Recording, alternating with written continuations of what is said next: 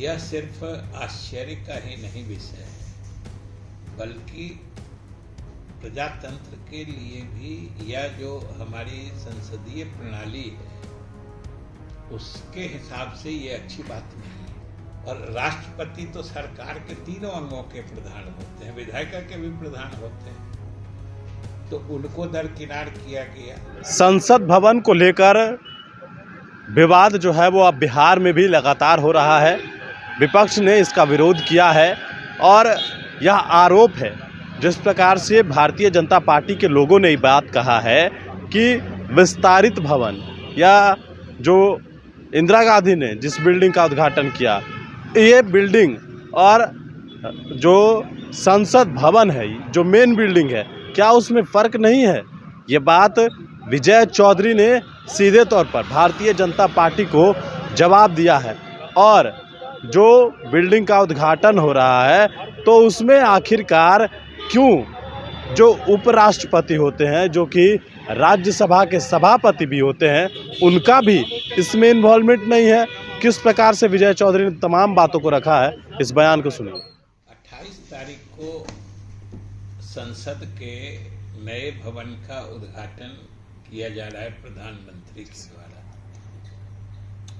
यह सिर्फ आश्चर्य का ही नहीं विषय है, बल्कि प्रजातंत्र के लिए भी यह जो हमारी संसदीय प्रणाली है उसके हिसाब से ये अच्छी बात नहीं है।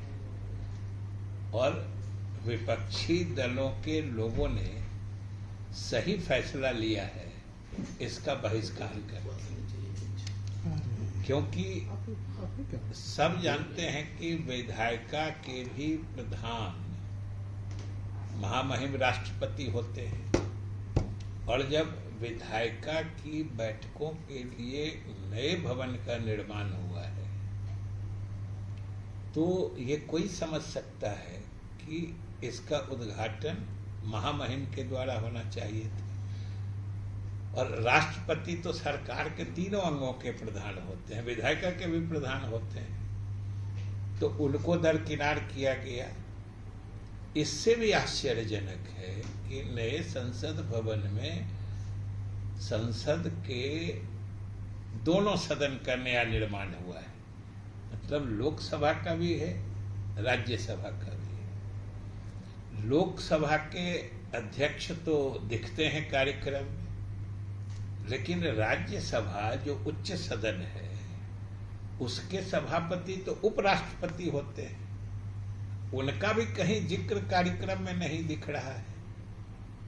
तो ये तो एक विचित्र स्थिति लगती है कि इस तरीके से सोची समझी एक नीति के तहत इस कार्यक्रम से राष्ट्रपति या उपराष्ट्रपति को बाहर क्यों रखा जा रहा है? संसद के दोनों सदन होते हैं, लोकसभा के अध्यक्ष तो केंद्र में ही दिखते हैं, लेकिन उच्च सदन राज्यसभा है, उसके सभापति जो उपराष्ट्रपति होते हैं उनका कहीं कोई जिक्र नहीं देख रहे हैं। इसलिए कुल मिला के ये लगता है कि ये सिर्फ और सिर्फ एक व्यक्ति को देश, संविधान और विधायिका सबसे ऊंचा दिखाते हुए सारे प्रोटोकॉल को तोड़ के सिर्फ एक व्यक्ति के महिमा मंडन का आयोजन हो रहा है। नहीं तो आखिर राष्ट्रपति और उपराष्ट्रपति को इस कार्यक्रम से अलग रखने का क्या औचित्य है? ये तो देश की जनता नहीं समझ रही है, हम लोग को भी नहीं समझ में आ रहा है। और सबसे आश्चर्य है कि भाजपा नेता हमने सुना है, सुशील मोदी जी का भी बहुत पुराने नेता है, और भाजपा के कई नेता प्रदेश अध्यक्ष से लेके सब लोग बोलते हैं कि बिहार में क्या हुआ था या पीछे संसद में क्या हुआ था। शायद हमको लगता है कि ये लोग अंधभक्ति में अनेक्सी बिल्डिंग, विस्तारित भवन या एक्सटेंशन बिल्डिंग और मेन बिल्डिंग, इसका फर्क ही भूल गए। जिसकी बात संसद में कर रहे हैं, कुछ वर्ष पहले की बात, वो एनेक्सी बिल्डिंग था, नया बना था, उसका उद्घाटन हुआ था।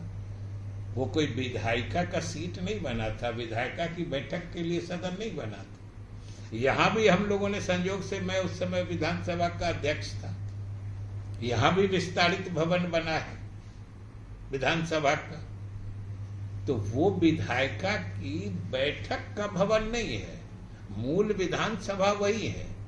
उसके सेक्रेटेरिएट से लेके अतिरिक्त सुविधाओं के लिए वो विस्तारित भवन बना है, तो वो अलग बना है। उसके उद्घाटन और मूल जो सदन होता है जिसमें विधायिका की बैठकें होती हैं, ये दोनों में कितना फर्क होता है हर कोई समझ सकता है।